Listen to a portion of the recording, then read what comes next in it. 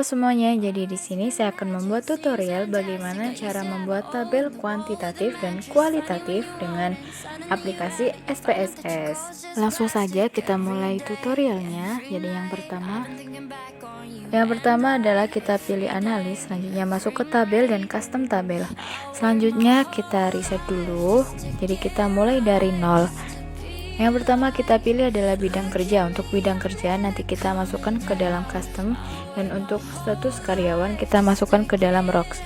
Kita oke. Nah, di sini kita bisa lihat contoh paling sederhana dari tabel. Kita kembali lagi seperti tadi, kita masuk ke analis dan kita masuk ke tabel dan custom tabel. Di sini selanjutnya kita bisa masukkan lagi yaitu gaji karyawan.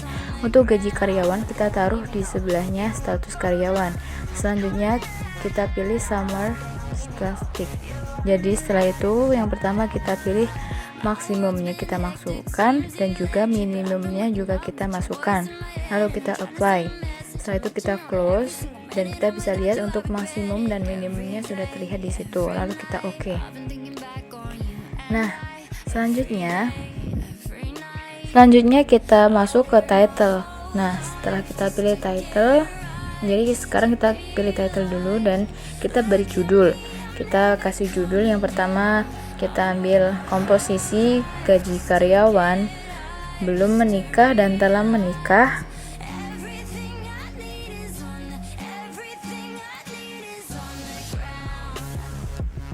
Berdasarkan bidang kerja, lalu kita oke. Nah, kita maximize dulu, jadi seperti itu. Selanjutnya kita kembali lagi ke analis seperti yang tadi, masuk custom tabel lalu kembali ke tabel. Nah, untuk selanjutnya adalah kita pilih tingkat pendidikan, kita taruh di bawahnya minimum dan maksimum.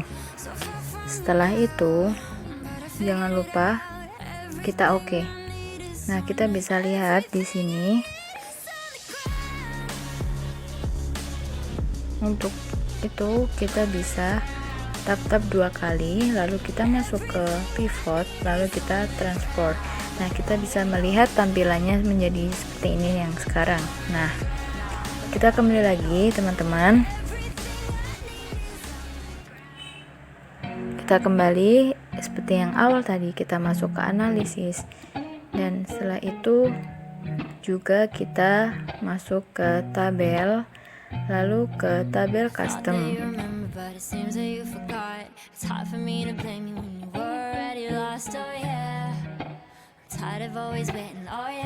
Setelah ini kita akan masukkan status karyawan, kembali lagi ke variabel. Selain itu untuk gajinya juga nanti kita kembalikan lagi ke variabel. Jadi yang pertama yang kita pilih adalah status karyawan. Untuk status karyawan kita pilih, maksudnya kita kembalikan lagi ke variabelnya. Setelah itu kita pilih gaji, juga kita lakukan yang sama seperti kita melakukan tadi di status karyawan.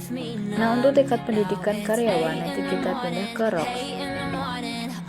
Nah, sudah seperti itu, kita masukkan usia di sebelah tingkat pendidikan karyawan. Untuk layersnya, jadi yang kita masukkan ke dalam layers nanti ada 2. Yang pertama adalah jenis kelamin dan status karyawan. Nah, jadi kita coba masukkan ya. Yang pertama adalah maaf yang saya masukkan tadi status karyawan benar. Jadi tapi yang pertama kita masukkan ke dalam layers adalah jenis kelamin untuk layers pertama, dan yang kedua adalah status karyawan. Maaf tadi saya salah memasukkan. Nah, setelah itu kita pilih yang show yang bawah. Nah, seperti itu. Yang terakhir adalah kita akan mengganti data menggunakan angka dari belakang absen kita. Untuk usianya kita ganti belakangnya, karena absen saya adalah 31, jadi belakangnya saya ganti menjadi angka 1 semuanya.